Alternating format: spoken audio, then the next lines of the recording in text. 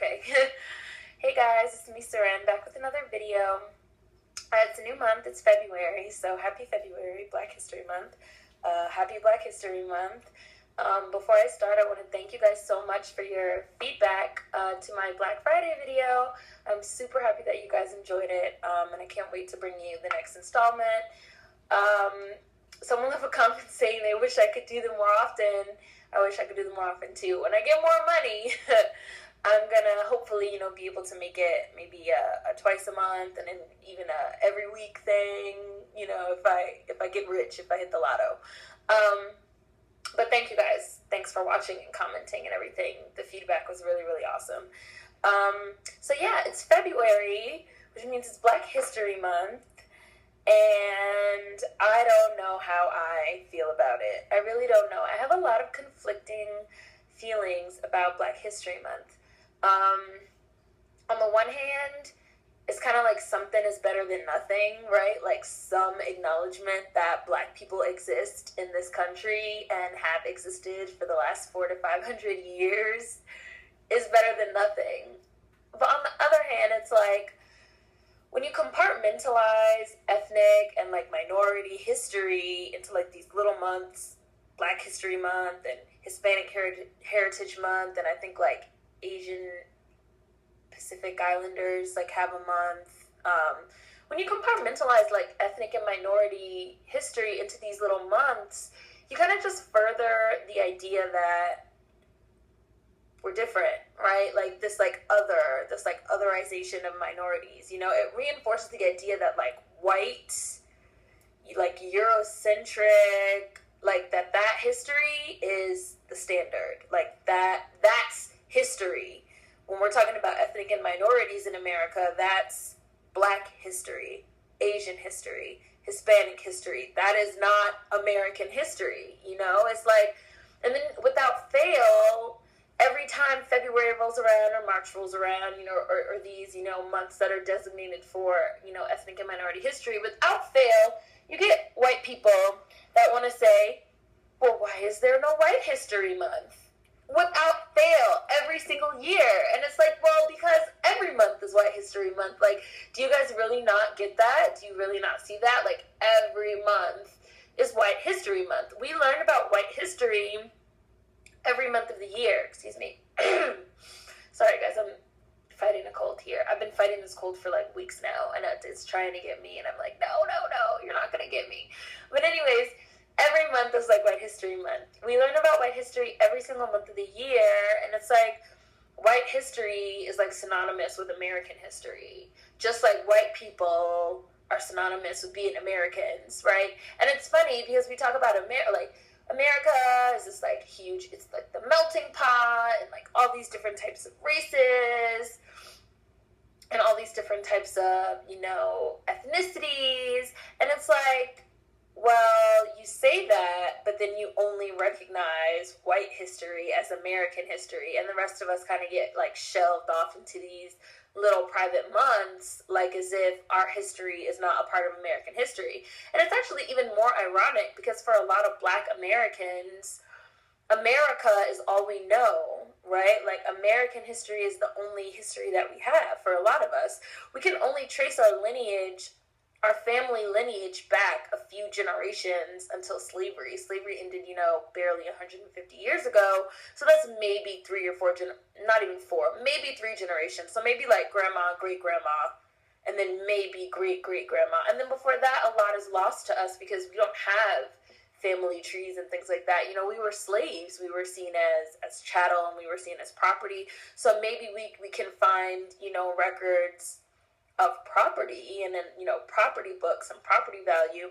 But you have white people that can like trace their lineage back 5, 6, 7 generations, back to the old country, and we don't have that. For a lot of us, our whole family lineage revolves around America and American history, and yet those white people will be seen as more American than us. I was on a message board last week, and I was reading a really interesting comment from this white lady who had put, I'm from, my family, excuse me, my family is from like an Eastern European country, and our family has always, had it kind of instilled in us to, you know, be all about the old country, the old country, the old country, you know.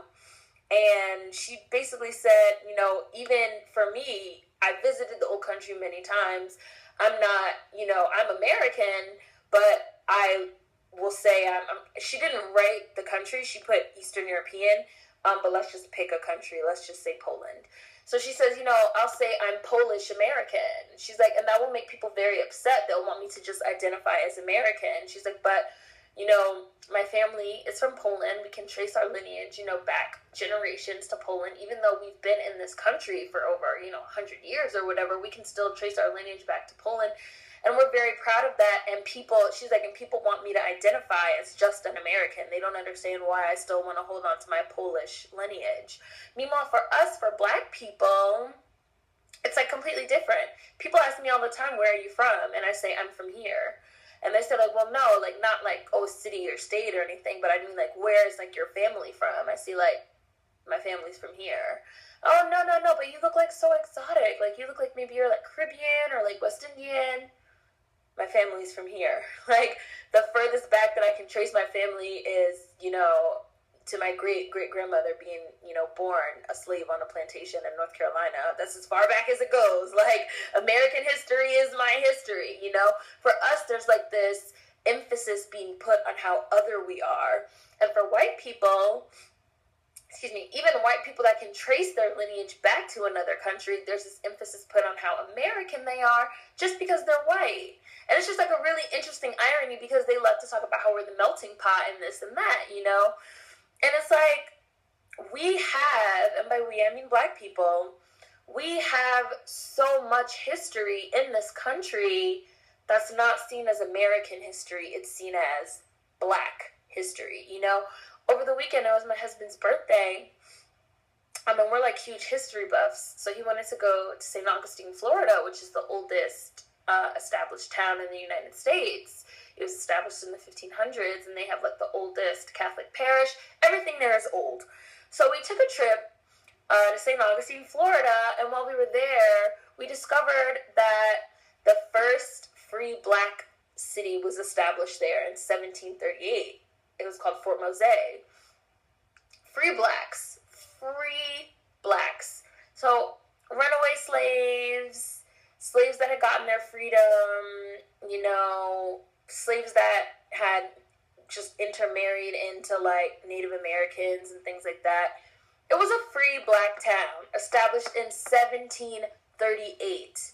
Is that not American history, or is that just Black history? You know, they have this show coming out, I don't know what it's called, Sons of the Revolution or something like that, some action show, because they're trying to make history, you know, interesting for the kids and make it, you know, very like action and stuff like that. And I saw a trailer for it. It was very, you know, National Treasure inspired, The Librarians type thing, where it's set, you know, in the 1700s around like the Revolutionary War, and I think like Sam Adams is going to be in it and stuff like that. And it's like, I didn't see any Black people, right?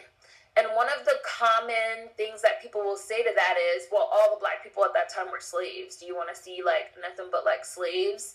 No, I want to see Fort Mose, town of free Blacks established in 38. Like, there was a town of free Black people. Where's my TV show about Fort Mose? Where's my movie about Fort Mose? Why am I 27 years old and I'm just now learning about it because we happened to take a trip to St. Augustine, Florida? You know, like, that's American history. That's not just Black history. That's American history, you know? The Harlem Renaissance, which occurred in the 1920s, you know?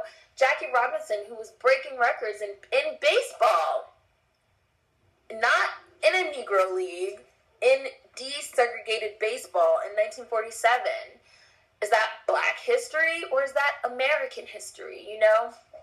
They were having a conversation on Tumblr about Agent Carter, because apparently Agent Carter, which is about, I think her name's Peggy Carter, who worked with Captain America and established S.H.I.E.L.D. and all this good stuff in the Marvel, you know, cinematic universe.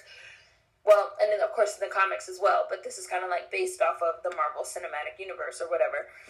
they were having a conversation about how it's on the verge of getting canceled because nobody's watching it. And apparently people have been boycotting it because of the lack of minorities. It's like an all-white show.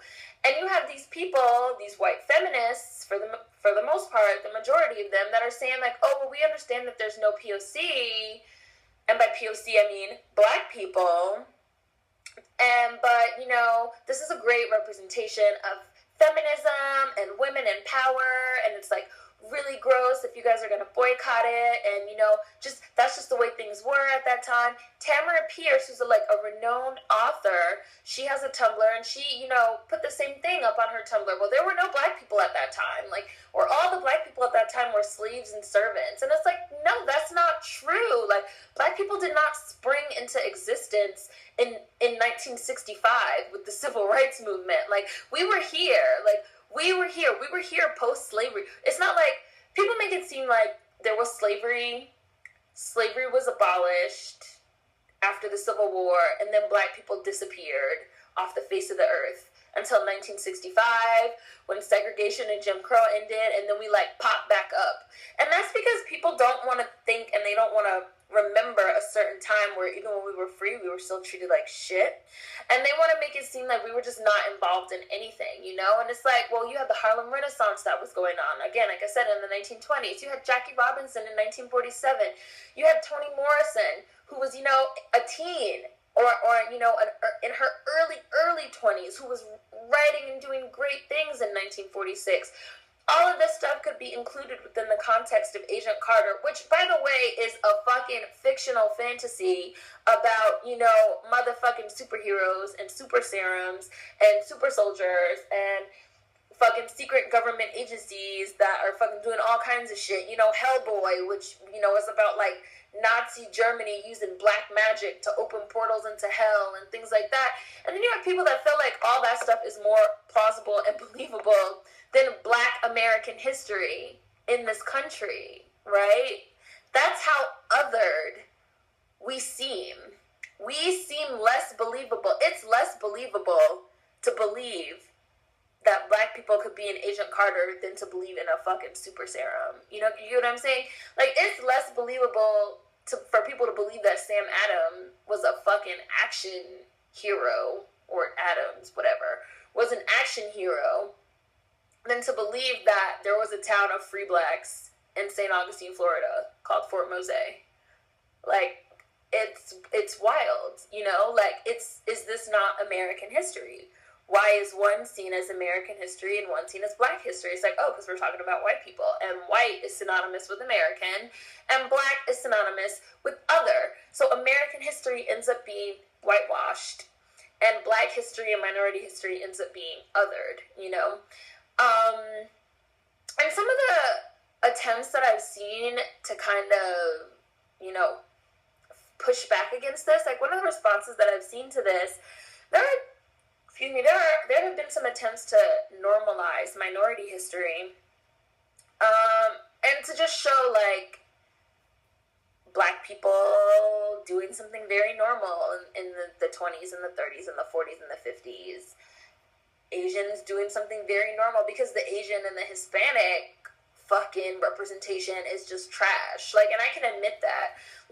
Our American history is so wrapped up in, black and white and, you know, slavery and segregation and stuff like that, that a lot of, you know, Hispanic and Latino and Asian and, you know, other types of ethnicities that were in this country, they kind of fall by the wayside.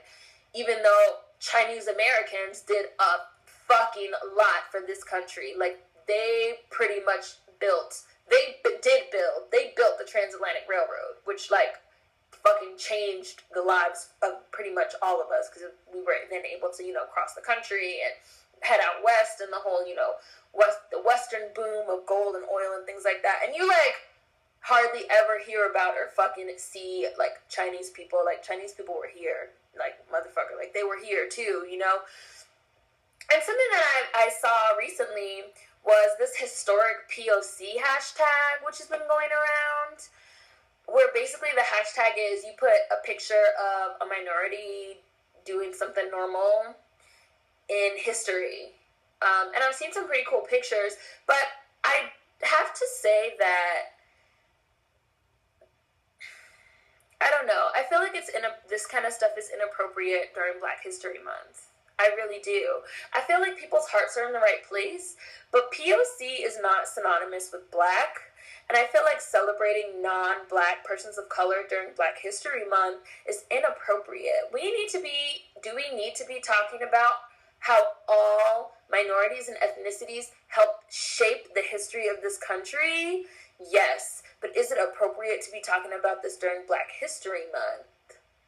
No. This is Black erasure, in my opinion. You know, like, why historic POC and not historic Black people, right? I feel like talking about Black people specifically makes a lot of other non-Black minorities and POC uncomfortable, and they often attempt to piggyback off of our movements by making them all inclusive of all people of color. And I've discussed this in other videos, like my Black Lives Matter versus All Lives Matter video, my video that I just made about the Oppression Olympics and anti-Blackness. You know, I feel like there's a lot of anti-Blackness, and again, I feel like there's a lot of feeling by other minorities and ethnic groups that they've kind of been pushed to the wayside because of the Black-white thing. So they're kind of like, you know what, fuck it, fuck Black History Month, we gotta make this about us too. And I feel like that's disrespectful and offensive, because it's like, a lot of non-Black people of color are really anti-Black. Like, they hate us, just like white people hate us.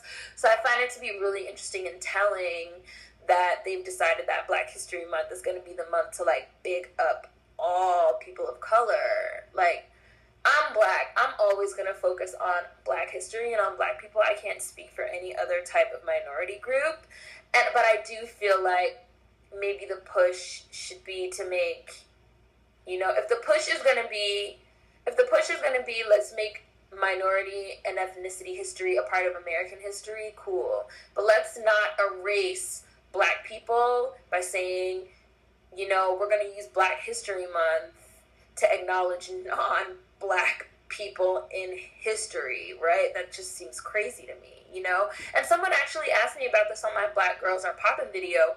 Why did I choose to speak to Black girls specifically? Because I say in the video, you know, like, oh, POC and WOC can be a term of erasure. And they asked me, what did I mean by that? And this was exactly what I was talking about, you know? Sometimes people and their individual struggles need to be addressed specifically, right? Like, it can be erasure and offensive to lump all POC together. You know, a Japanese girl's struggles are not the same as my struggles as a Black girl. Even though we are both POC, we're both persons of color, we're both women of color, our struggles are different. A Chinese American struggles are not going to be the same as a Black American struggles. So maybe it's a little inappropriate to be talking about Chinese American struggles during Black History Month. And that's just how I feel about that. I don't know. I just feel like American history is, like, so othering and so whitewashed. And then they try to, like, compartmentalize ethnic and minority history, and it just, like, furthers this, like, whitewashed white supremacist narrative, honestly. So this is probably the only video that I'm gonna make related to Black History Month. While we were in St. Augustine, I did record a video that was on Fort Mose. It's short. It's like 10 minutes. So if you guys want me to upload that, I can. I recorded it on my cell phone very sneakily. So if you guys want to see it, I can upload it, even though the quality will probably be shit. Like shit. So let me know if you guys want to see that. And I don't know. If you guys want Black history videos, I can make some more, but my next video is probably going to be about Black feminism and the differences between Black feminism and white feminism, because a lot of people have been requesting that video. So that will probably be the next one. But as the month unfolds, if you guys do want me to make Black history videos, or if you like hear about something that you think is interesting that you would like me to make a video on, please don't feel like I'm refusing or anything like that. You could just ask and I'll do it. So welcome to a new month. Hope you guys enjoyed this video. Food for thought as always. See you guys next time. Peace.